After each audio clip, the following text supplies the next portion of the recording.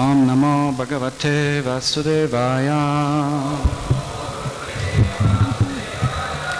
Om Namo Bhagavate Vasudevaya. Om Namo Bhagavate Vasudevaya.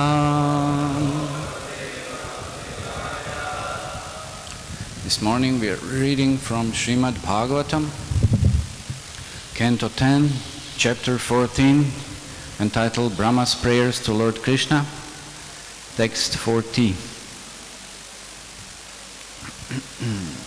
Shri Krishna Vrishhnikulam Pushkaram Josham Dayin Kshmam Nirjaram Dvijam Pashum Udhadim Vridhim Karin Udharmam Sharvaram Haram Kshitim Rakshasam Druk Akalpam Arkam Arhan Bhagavan Namam Te.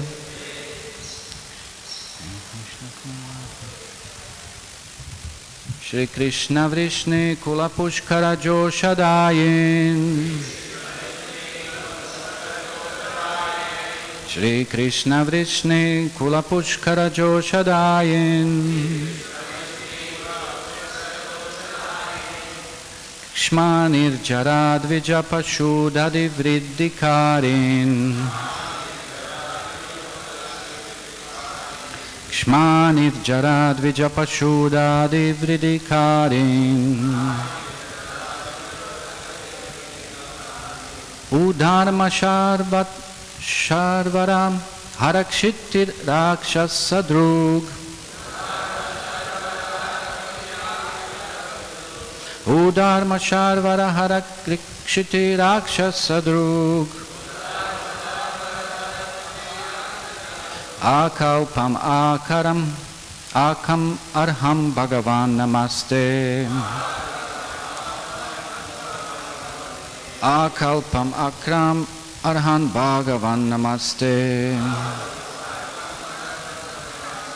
Shri Krishna Vrishni Kula Pushkara Joshadayin.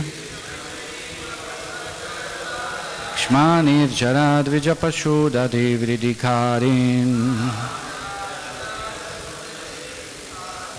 Udharma Sharvara Harakshiti Rakshasa-drug. Akalpam Arkam Arhan Bhagavan Namaste.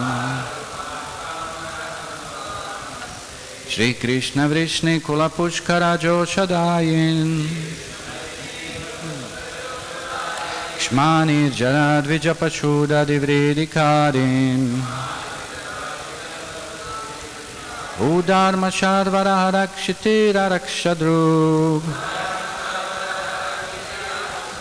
Akalpam Arkam Arhan Bhagavan Namaste.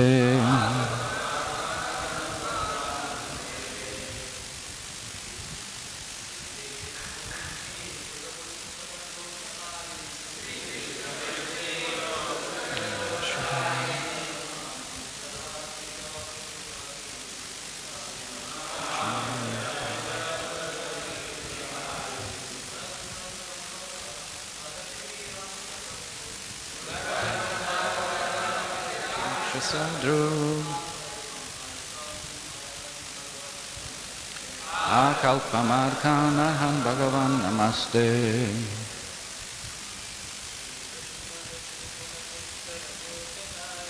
Shri Krishna Vrishni Kula Pushkara Joshadayin.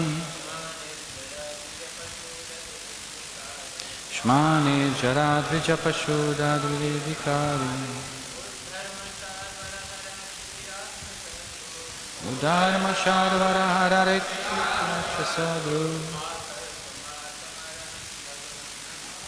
Akalpamartanaham Bhagavan Namaste.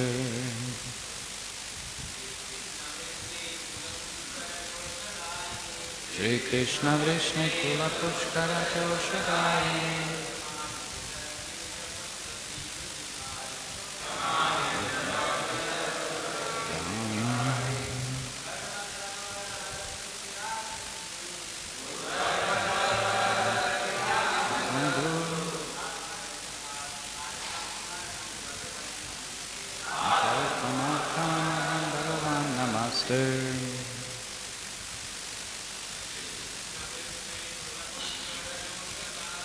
Shri Krishna Vrishni Kula Pushkara Joshadari.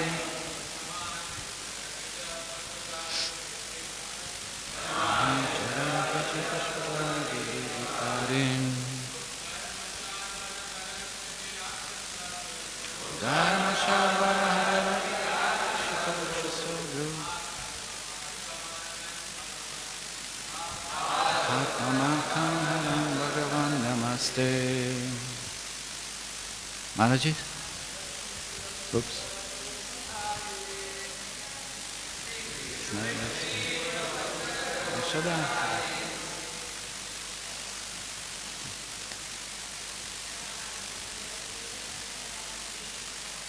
Shamani Jarabhaja Kushada Vidikarin Dharma Sharvara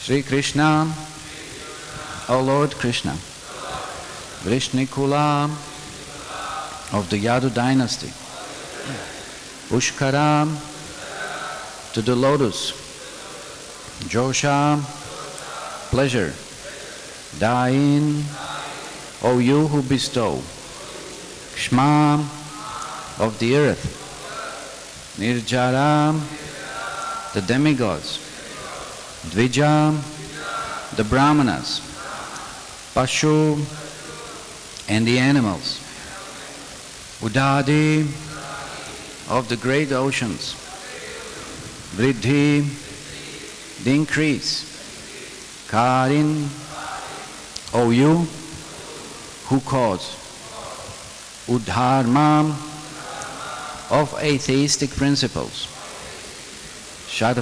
Shadvaram, of the darkness, Haram, O dispeller, Kshiti, upon the earth, Rakshasa, of the demons, Druk, the opponent, Akalpam, until the end of the universe, Arkam, as long as the sun shines,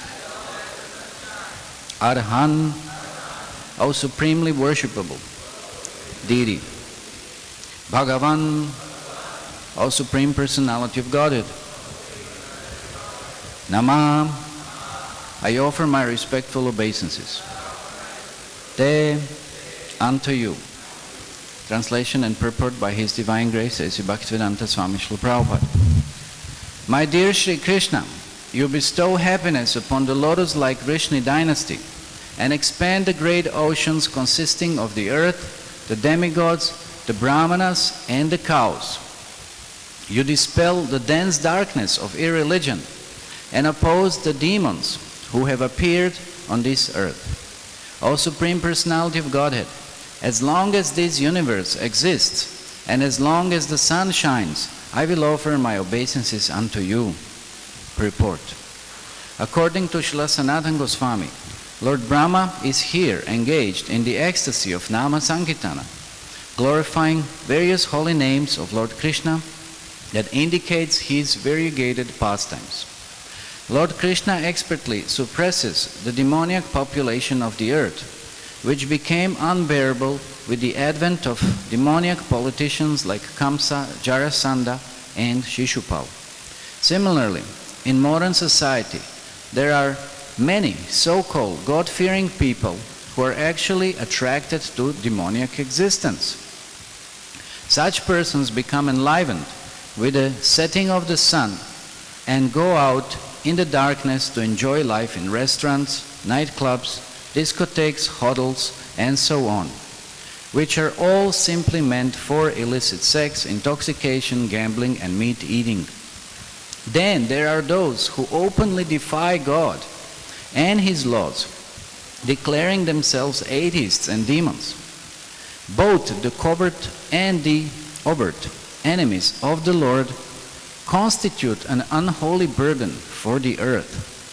And Lord Krishna descends to expertly remove this burden. Here Lord Brahma indirectly states that Lord Krishna should remove Brahma's own subtle atheism, which had led him to try to exert illusory power over Lord Krishna. According to Srila Vishwanath Chakravarti Thakur, Lord Brahma, in his shame, felt himself to be like a Brahma Rakshasa from Satyaloka, who had come to the earth to disturb Lord Krishna and his intimate friends and calves. Brahma is lamenting that although Lord Krishna is most exalted, the Lord of all lords, because he had appeared before Brahma in such a simple and innocent feature, decorated with a stick, a conch shell, ornaments, red clay, a peacock feather, and so on, and sporting with his coward boyfriends, Brahma dared to challenge him. Concerning Brahma's prayers, to which this verse is the conclusion, Srila Vishwanath Chakravarti Thakur states, "May these prayers of Brahma, which take away all doubts and broadcast all the definitive conclusions of devotional service, become the expert craftsmanship of the foundation of my consciousness."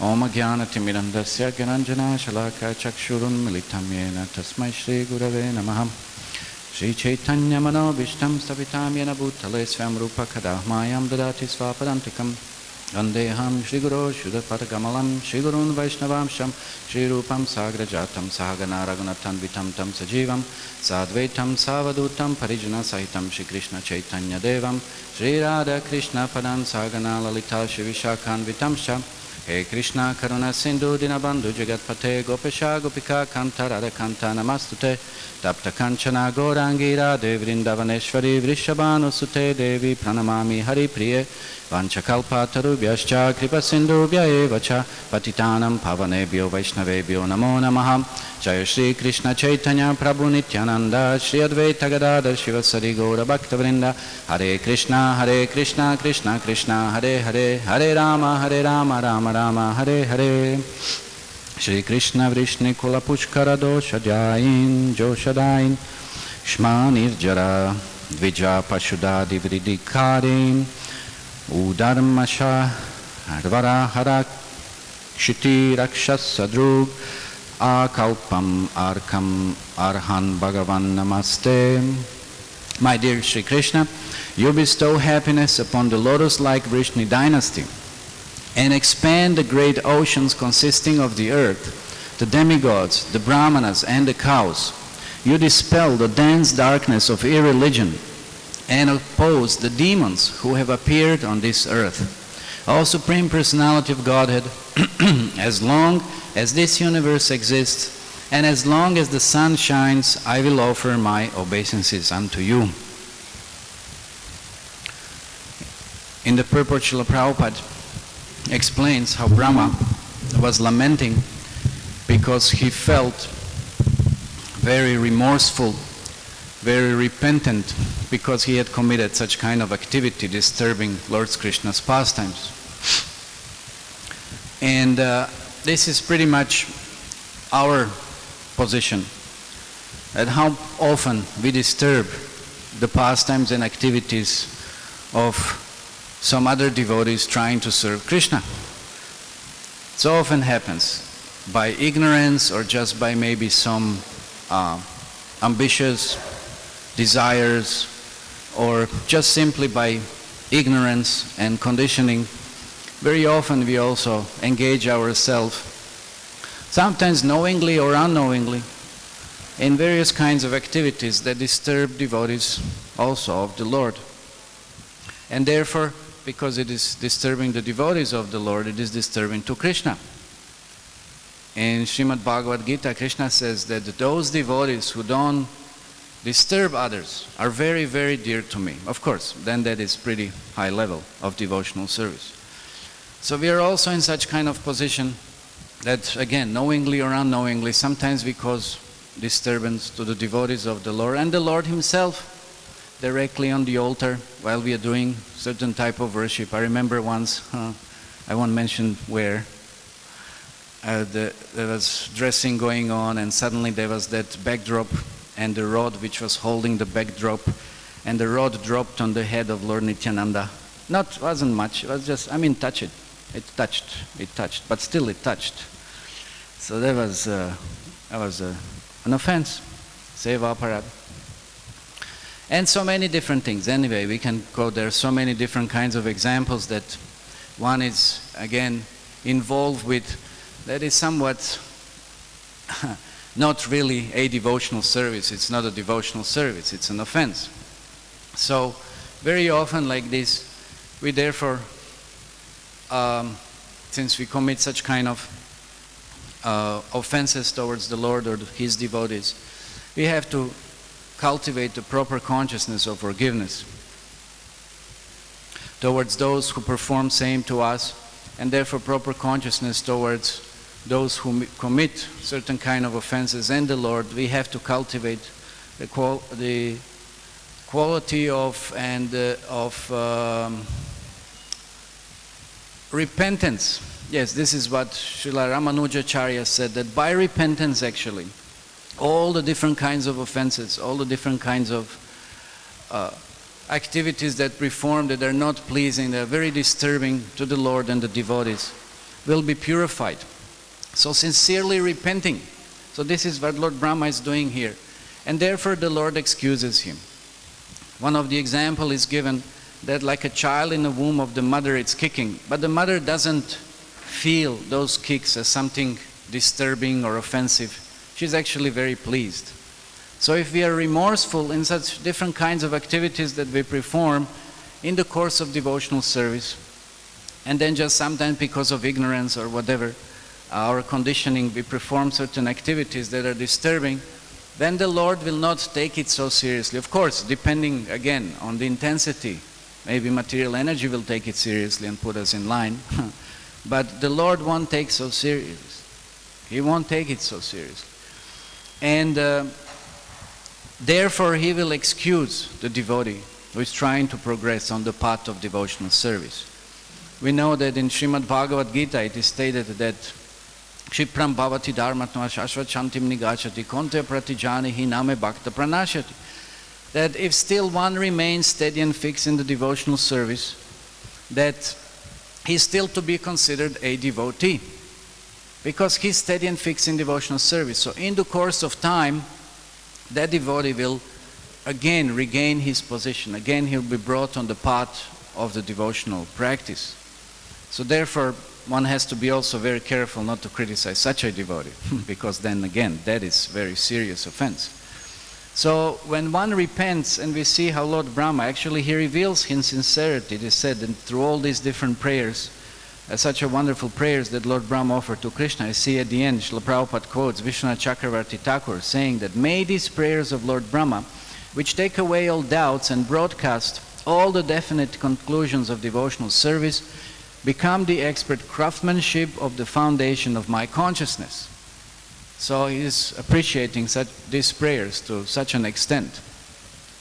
So therefore, when we repent and we understand that there is something that it's done, but it wasn't supposed to be really done in the course of performance of devotional service, then we might be excused. And it's inevitable. We will definitely keep on committing. As long as we don't achieve perfected stage, we're going to keep on committing different kinds of offenses. As long as we have certain tinge of some kind of demoniac mentality. Actually, any kind of desire for sense gratification. Here Srila Prabhupada in the purport talks about different kinds of sense gratifying processes, means and ways, that as long as that some tinge for some kind of sense gratification exists, this is actually demoniac. Because we see even Lord Indra in Govardhan Lila, he exhibited that propensity. It was desire to enjoy. So desire to enjoy, that propensity, that's actually demoniac. And here Lord Brahma, what is interesting in Bhaktivinoda Thakur in Chaitanya Charitamrita, he points out that that's one of the anarthas that has to be removed. Yeah. So Lord Brahma exhibited that kind of anartha that has to be removed as an obstacle on the path of devotional process. And what is that anartha? It's speculative scholarship and mundane activities. That's what was the position of Lord Brahma when he kind of started contemplating and thinking what to do to understand who Krishna is, stealing the cowherd boys and the calves. So it was that. It was just mundane activities and speculative scholarship. So speculation. So it's an anartha. So that also fitted in the kind of demoniac mentality, something that has to be removed, something that is unfavorable for the process of devotional service. So therefore that demoniac mentality is there. And demons are just very much engrossed, even utilizing scriptures. But again, for what purpose? For the purpose of their own sense gratification. We know there are two types of Varnashram Dharma. One is Asuri Varnashram and another one is Daivi Varnashram. So what is Asuri Varnashram? Demons will follow everything perfectly. They'll follow all kinds of rules, they'll follow all kinds of principles given in the Shastra. But then what is their goal? Their goal is simply sense gratification. Their goal is simply gratifying the body. Their goal definitely it's not transcendence. They're not interested in pleasing Krishna. What they're interested in, it's not samsiddhim haritoshanam, varnashrama vibhaga. It's not that. It's their goal is simply gratifying their senses. And just everything based on the position of the body. What is the body? And generally it is kind of understood that, let's say, when a child is born from certain parents, that the child will assume same qualities. But it doesn't happen always so. That's what's the fault of Asuri Varnashram. So you can't always say that just by the body one will have the same qualities, like, for example, his parents. So it's not by the body. So that's a flaw of the Asuri Varnashram. That's where Daivi Varnashram is far superior. You know? So it's not just, one has to become Brahman and then only then one can be entitled to certain privileges. That's a big flaw of the Asuri Varnashram. So it's not progressive. It's not progressive in any way. It is just entitling one to certain facilities. And it's good, yeah, it's good for higher classes, but not for the lower ones. It's good for exploiting. It's not good for cooperation, some kind of, like we know, the example of the body, what the Varnashram is. It's not good for that kind of,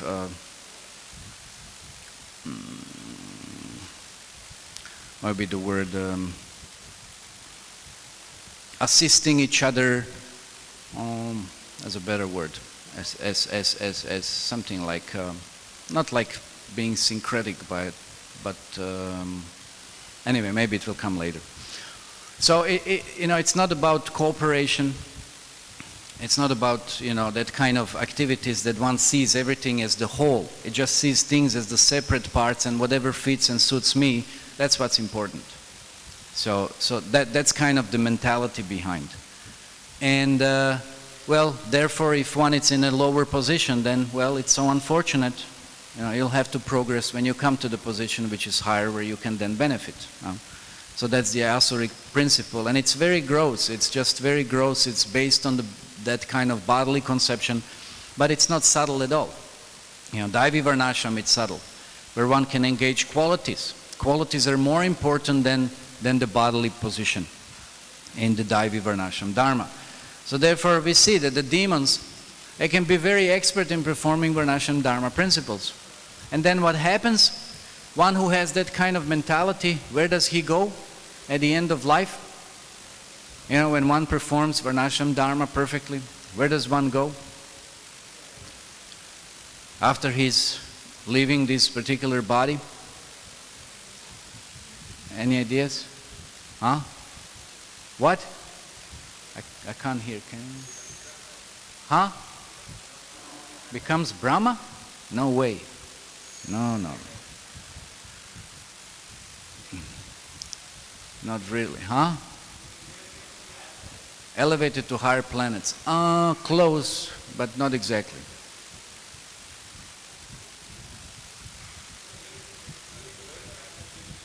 He's elevated, but not really elevated. Okay, let's, yeah. Huh? Yeah. No, not Bhuvarloka. That's high. It goes low, goes down, goes to Bila Svarga, lower planetary systems. That's where demons reside. Yeah? Because they have performed pious activities, they go down and enjoy the credits of those pious activities. That's why it's Svarga. It is heavenly, but it's Bila Svarga. Yeah? And it is explained in Srimad Bhagavatam that those Bila Svargas are even more opulent than actually even heavenly planets. So, but that kind of piety, you know, with that demoniac mentality, enjoying but not for the pleasure of the Lord, but for your own senses, using the Varnashram Dharma system, then you go to Bila Svarga. And then you enjoy the credits of your piety.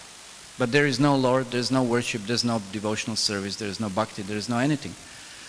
So one can also, like this, perform karma, jnana, dhyana. You know, at the topmost one can come to Brahma Bhuta level. But then that's it. One will not get bhakti. You can't get bhakti by this. And even one may perform it without attachment, which means nishkam karma. But still one won't get bhakti, because it has to be for the pleasure of the Lord. So it's not good enough. Like we know, so many demons are expertly reciting philosophy. Hiranyakashipu, we know in the 7th canto, so expert. But for what purpose? You know, soul, God, relationship, you know, temporary existence, everything. Is a pure Krishna consciousness. But for what purpose he's speaking this philosophy? Because there has been lamentation in the family because Hiranyaksha has been killed. And therefore, to pacify all the family members, Hiranyakashipu speaks this Krishna conscious philosophy. So he knows the philosophy, but again, for which purpose? No lamentation, no disturbance. Let's just sit back and enjoy our lives, you know. Be happy. And don't worry about whatever had happened. Don't worry about God. Don't worry about anything else. There is no God anyway. Yeah. So that's the purpose. But we see also in Srimad Bhagavat Gita, Arjuna is also lamenting. And lamentation is also, interestingly, one of the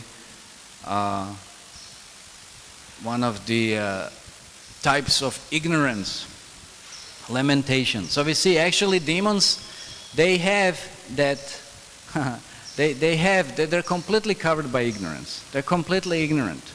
You know, what means being ignorant? There are different types of those ignorances. Srila Prabhupada quotes them in Chaitanya Charitamrita in the first canto in the first chapter of Adi Lila from Mahabharata. He said lamentation is one of those. And then thinking that there is something higher than the absolute, that's another one. And then that sense gratification is the goal and enjoyment is the goal, that's another type of ignorance. And then another one is, what's another one? Huh? Identifying oneself with the body. Yeah, that's the first one. That's complete demoniac propensity. And then there's one more. Huh? I'm just trying to think about it. Huh? Atheistic. Oh, anyway, there's one more. Huh? Being in anxiety. Being in anxiety. So being in anxiety because of different kinds of activities that one performs. So that means being dependent on those activities, and then if they go wrong, then being anxious about it, yeah. So it's interesting how does these different types of illusions actually fit, in a complete demoniac existence. So demons have that covered nature, covered by that illusion. So yes, so there was the lamentation in the palace of Hiranyakashipu, because Hiranyaksha has been killed. But there was also Arjuna lamenting on the battlefield of Kurukshetra. For whom? For his relatives also. He was lamenting, even before they were killed. He was also lamenting, and he was also concerned about performance of duties, which actually also Hiranyakashipu was pointing out that one should just stick to performance of his duties. Again, Varnashram Dharma principles, which is great and nice, and this will bring us happiness. And Arjuna is also lamenting here. But we see there is a vast difference, because Hiranyakashipu was concerned again just about bodily position of life. He's just concerned about that and how to enjoy. Whereas Arjuna then later surrendered to Krishna and performed his duty, but for what cause? For the pleasure of Krishna. So that's what makes Arjuna a king of the devotees, and that's why Hiranyakashipu was the king of the demons. Just concerned about sense gratification, but Arjuna being concerned and performing his duties for pleasure of Krishna. So that's the demoniac mentality. They just won't accept Krishna as the Supreme Personality of Godhead. No matter whatever they hear and how much they hear, they'll just never surrender unto Krishna. They'll never accept his supremacy. That's very interestingly, that's illustrated in the story of Ravana. When he realized, I'm losing the war, I'm losing this battle, so I need some help. And then he thought of Bali Maharaj. Then he went quickly down to Bilasvarga, went to Bali Maharaj. And of course, first he couldn't enter because there was a guard who wouldn't let him in. And then Ravana tried different tricks, but he couldn't overpower him. And he tried different, he has mystic powers, so he tried different ways to try to enter, and he couldn't enter. And then, actually, who was the guard was Gadadhar, Lord Vamandev. Then he let him in. Okay, then Ravana sneaked in, and he came in front of Bali and offered his obeisances and pleaded, please, Bali, I need help. And you're also in the great demoniac, coming down in the demoniac race, so please assist me. There is that fight going on. There are monkeys and bears and humans, and and Bali said, you can't defeat those, then what's going on? It's like, And then Ravana, of course, described what was the situation. And then Bali said, actually, this Rama, actually, he's not an ordinary human. He's the Supreme Personality of Godhead. And Ravana wouldn't hear. And Bali started describing the glories of the Lord, and Ravana just wasn't getting convinced. And then what did Bali do? He said, okay, come with me. Come with me. They exited the palace, they went out for a while, and they came across one enormous mountain of boulders, made of boulders of diamonds and jewels and everything. And then Bali said, okay, see, if you lift this mountain, you take it, it's yours. And of course, then Ravana, trying to lift the Kailash, he was trying to lift this mountain, and he couldn't lift it up. He was struggling and pushing and puffing and everything, he couldn't lift it up. And he finally gave up. And then Bali told him, do you know what is this? Ravana, of course, said, I have no idea. And he said, okay, let's go further behind, let's go back. And then after some distance, said, what does it look like? And then Ravana said, it's an earring. Yeah, it's an earring. And Bali said it was a earring of Hiranyakashipu. Yeah. So the Lord, this same Lord who came now as Lord Ramachandra, was the same Lord who killed actually you in your previous existence as Hiranyakashipu. And Hiranyakashipu was so powerful and enormous that was his earring, which you can't even lift. But still, Ravana wasn't convinced. So no matter how much one can present the glories of the Lord to someone who has the demoniac mentality, they won't be convinced. They won't accept it. So Ravana went back and continued his fight, of course, which he lost. Yeah? So that's a demoniac mentality. They're just concerned about how to gain some kind of gratification by utilizing anything. It doesn't matter. Like Hiranyakashipu was an expert politician using this philosophy. Just what? For sense gratification. They're just expert. But that is what is the problem. Like Lord Chaitanya, he didn't reject Varnashram Dharma. Definitely he didn't. But he pointed out it's an external thing. It's an external, it's in relationship to the body, gross and subtle, yes. Yeah, he didn't reject it. But he said there is something far more higher. So it's an external. Like many Srila Prabhupada God brothers were very much concerned about this kind of externalities when they advised, Srila Prabhupada, when he goes to the West to wear the suit, eat with a fork and knife and so on, it's an external. But Prabhupada wasn't concerned about this. Prabhupada was concerned about, giving proper consciousness, giving proper culture with the proper consciousness. And that's what makes a big difference. That's also what's the big difference actually in this kind of practice of asuric, focus of Varnashram Dharma and the Daivi Varnashram Dharma. Yeah. So Srila Prabhupada, when he presented Krishna consciousness, he didn't compromise on anything. He just presented everything as it is. Of course, he did adjust few things, few details, but not the principles. Yeah. But the main thing was the consciousness. And that's why Srila Prabhupada, of course, because he was presenting Krishna, was empowered by Krishna. So these Varnashram principles are important and essential as long as they are again in connection to the Supreme Personality of Godhead. And then those who have demoniac mentality, they will always mistake, what actually in that sense it's real religion. Pravritim cha nivritim cha janana vidurasuraha, right? Yeah. So they will misunderstand. Whatever it's religion, they say this is irreligion, and whatever it's irreligion, they say this is religion. Yeah. And that's what we see nowadays, that there are so many examples. This is like whole big discussion here. This is what Srila Prabhupada points out here in the purport, saying that in a modern society there are many so-called God-fearing people who are actually attracted to demoniac existence.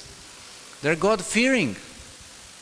They're God-fearing, and maybe they follow something, but they're attracted to demoniac existence. And then in the name of religion, actually following religious principles, they're pretty sinful. They're extremely sinful.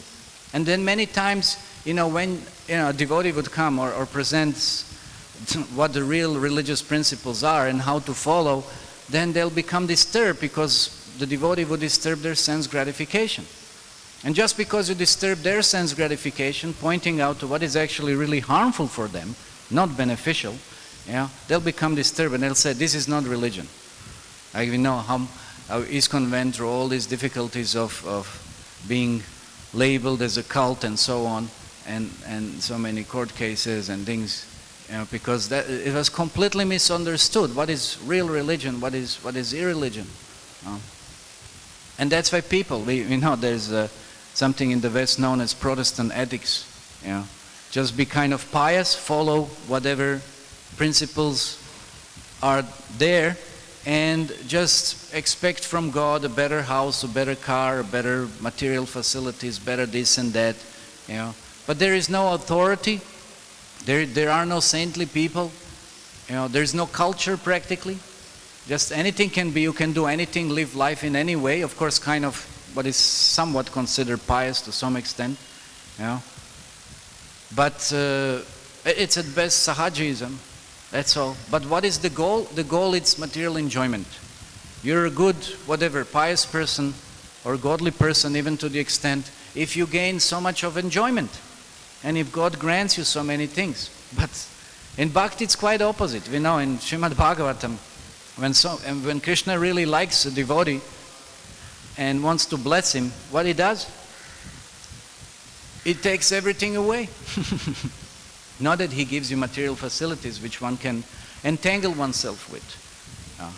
So that is the position of devotional service, and therefore for us also, when we practice devotional service, we have to be extremely careful not to become entangled with materialistic propensities, and then try to enjoy those on any kind of sensual level. So that's something that's pretty dangerous, and that can distract one from the real performance of devotional service. As one is on such kind of very strong bodily conception, and using bhakti for such kind of, gaining first of all such kind of facilities and then enjoying such kind of facilities, well, that's, according to this, then that's also demoniac mentality. And that will lead one to fall down. So therefore one has to be extremely cautious that everything that one is, every opulence that one is gaining, that it's strictly utilized for the service of Krishna. Otherwise one may, face various kinds of difficulties in the process of devotional service.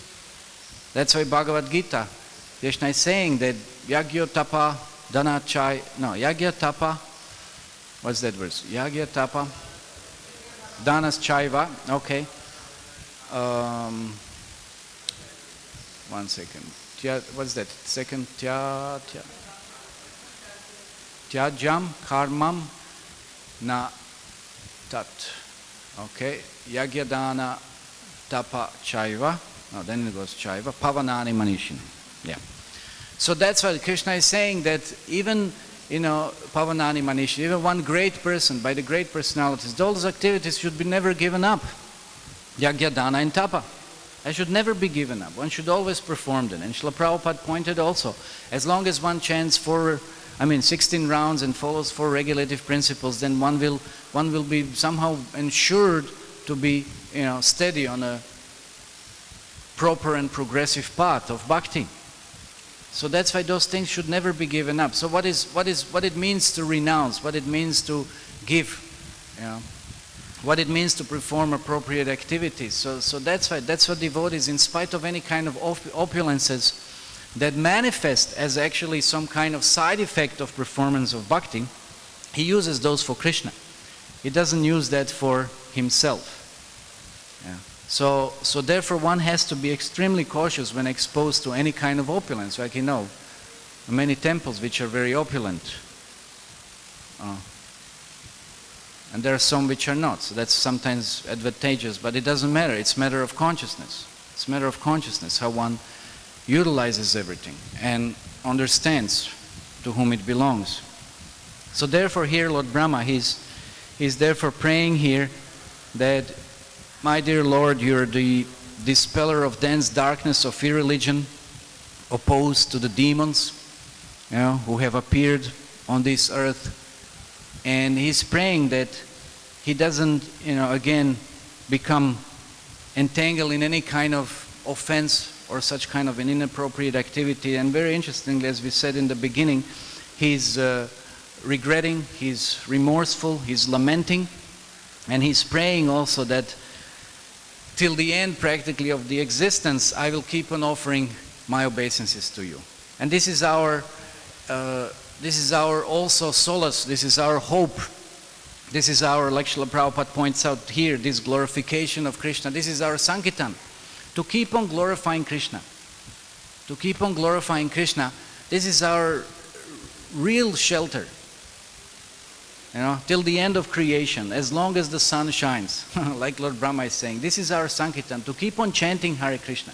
What does that point to? That very interestingly, that even sometimes if, like we spoke about offenses in the beginning a little bit, like if one offends the devotee, it's not forgiven. What is then one's hope? What is one's hope? Then what do you do? Like we know, Durvasa Muni only, Krishna told him only if you're forgiven by Ambarish Maharaj, then you can be, exempt, you can be relieved from the offense you've committed. But what if devotee doesn't forgive you? Then what do you do?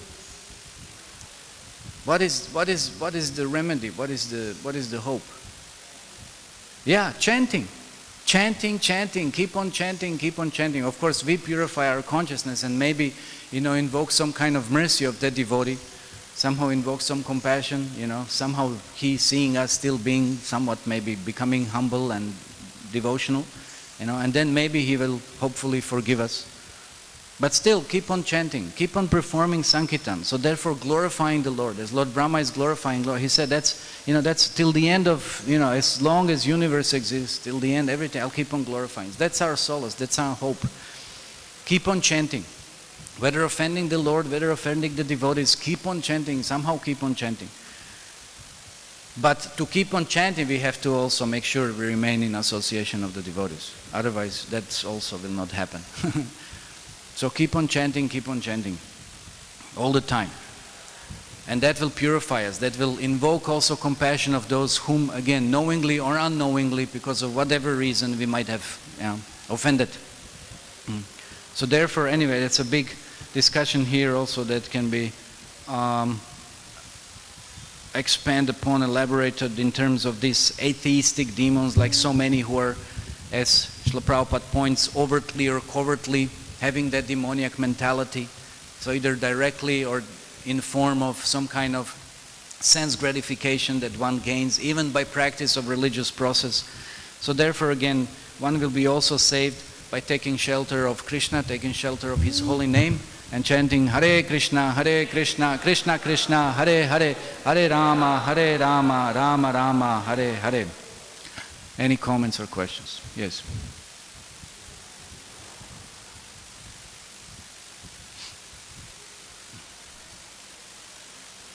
Thank you very much for the very wonderful class. Just wanted to check the difference between Asuri Varnashram and Sakam Karma Yoga. What's the and difference? What? Asuric and? Asuri Varnashrama and Sakam Karma Yoga. Sakam Karma Yoga, okay. Is it same, or how to understand this? Well, it can be, like I said, it can be even Nishkam Karma Yoga. It can be done without attachment. But if it's not for the pleasure of the Lord, it's just pious. You get piety and you go down to Bilasvarga. You don't go any higher. So you can use the principles that, so indirectly you are serving Krishna, but not with desire to please Him, because you're following His system. So everybody serves Krishna, like Krishna says, but it's not for His pleasure, then you won't get bhakti. But then Nishkam Karma Yoga is very close to... It's very close. So what is that? Very close to bhakti. It's Krishna. What is the last final, ingredient missing? It's Krishna. Because Mayavadis also, they follow. They can do Nishkam Karma. How do we turn them? They attain same destination as the demons, no? Yes. Oh.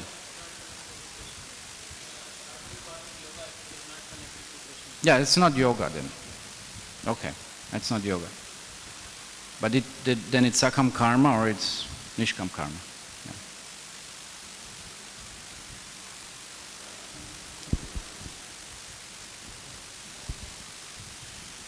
Hare Krishna Prabhu.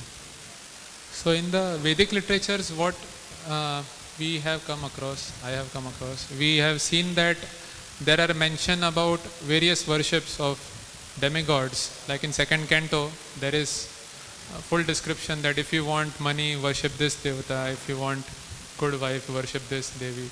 So then, in the shastras, there are yagyas prescribed for particular devata, and whosoever worships that devata goes to that planet. Yam yam vapi smaran bhavam. So all the devatas reside in the upper planetary system, so far I know. So everyone who is following the Varnashrama Dharma, following Yagya principle, is supposed to go to the higher planets, because that is their destination, because they are worshipping that particular devata. So, haven't heard about who is residing in Bilva Sarga, only Bali Maharaj is residing in Sutala Loka. But how do living entities get there? If they are following Varnashrama Dharma, they would be going to the planet of the devatas. So how do anyone get there to the Bilva Sarga? I said already, if you're pious, but not for Krishna, you just perform, you just follow the system. Even you don't directly follow, even say Asuri Varnashram. Let's say people who are nowadays giving in charity, doing this, they're just pious. They just follow the system of charity.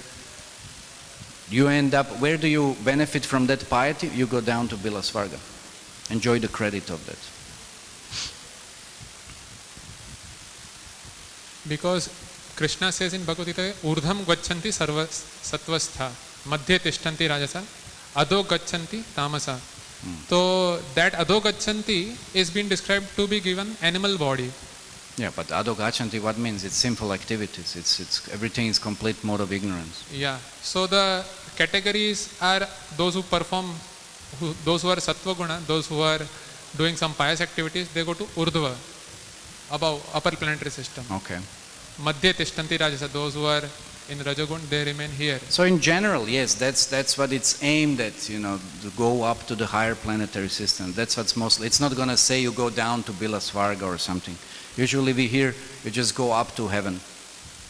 So that's mostly that people aim at mostly that people, like it's interesting, mostly demons won't really worship Krishna. Mostly demons will worship demigods. You know, so they won't worship Krishna. So therefore, they won't go to higher planetary systems. But if you perform Varnashram Dharma worshipping demigods, but again, not being interested in those demigods, you're just interested in benefit what you're gaining, then you may go down to Bilasvarga. You were mentioning... So main difference is whether Krishna is involved or not. And if Krishna is not involved, then you're not going up. And then even sometimes if the demons might worship the Lord, then sometimes you hear, then they go to Svargalok. They may attain, if they're in the Puranas, there are different descriptions when they, I'll try to recall, maybe not now, but there are different descriptions when it is mentioned that demons then will attain, like Bali Maharaj, like he goes down to Bilasvarga, later what's he? He's going to attain the position of Indra, but he's in relationship to Krishna. Of course, he's pure devotee and he's going to go back to Godhead. But there are some others who worship and then they just go to Svarga. They go to heaven. But in general, piety, meaning if it's without connection to Krishna, and if it's, let's say, even outside of Varnashram system, but it's just general piety, you go down to Bilasvarga. You know, if you're sinful, yes, then you go also, everything, then you can go to hell also, whatever. If they're, whatever, according to proportion, whatever activity one performs, one goes to such kind of destination. Yes, Prabhuji. Also, Prabhuji, you were mentioning that comparison of lamentation of Hiranyakashipu versus lamentation of Arjuna. I missed that. Can you please repeat? Because Arjuna later on performed the duty for pleasure of Krishna. So that's the difference. Whereas Hiranyakashipu tried to pacify his relatives for his own pleasure, that there is no lamentation.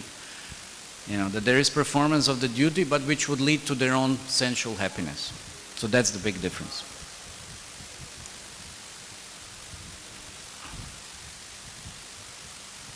See, both were lamenting. Both were, concerned about family and performance of duties. Hiranyakashipu's concern was for sake of bodily enjoyment and happiness. Arjuna's concern later on was for the pleasure of Krishna. That's the difference. No, but while he was lamenting, he was also lamenting on the bodily platform only. Yeah, but later on he surrendered to Krishna and he performed his duty, performance of duty. But for which cause? For Hiranyakashipu was for the bodily pleasure, but Arjuna was for pleasure of Krishna. That's why I said in the beginning, the difference between Daivi and Asuri Varnashram. Daivi is for pleasure of Krishna, Asuri is for pleasure of body and senses. Okay?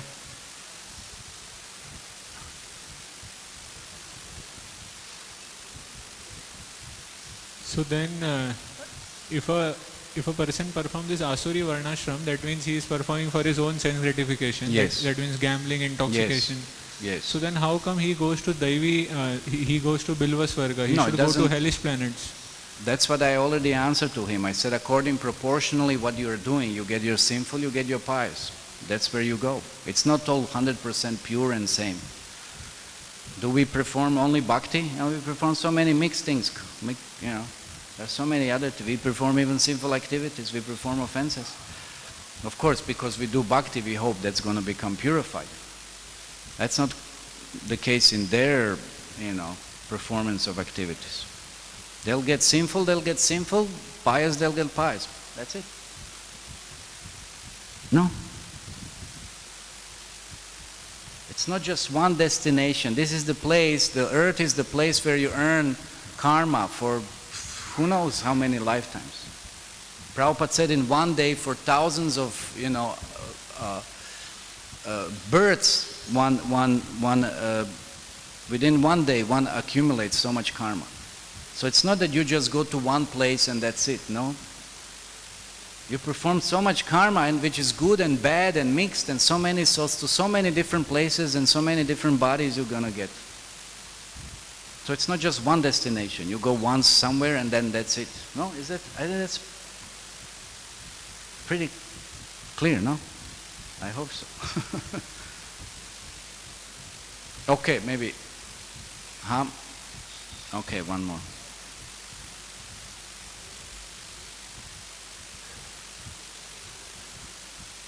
Hare Krishna. Thank you, Guruji.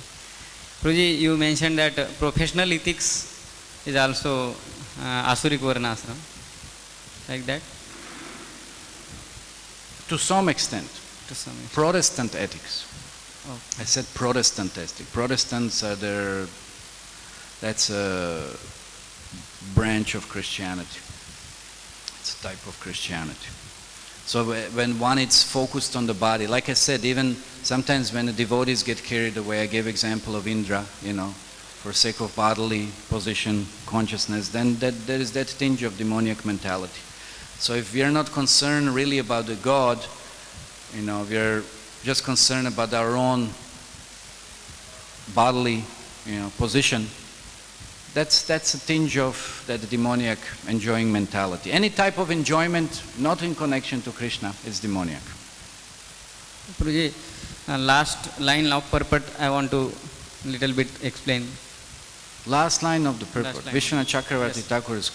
Yes, she is saying that these prayers become the craftsmanship of my consciousness. So can you explain? Expert craftsmanship of the foundation of my consciousness. So crafting means to, like we had that peacock which disappeared behind, to craft something, to decorate something, to ornament something. So he wants his consciousness to be ornamented, in the similar way as those prayers have been offered to the Lord. So that becomes that foundation of his consciousness, that his consciousness is formed by those kind of, similarly as those kind of prayers offered by Lord Brahma to Lord Krishna. Is that okay? Okay, Srila Prabhupada ki jai, Srimad Bhagavatam ki jai, Gaur Premanande.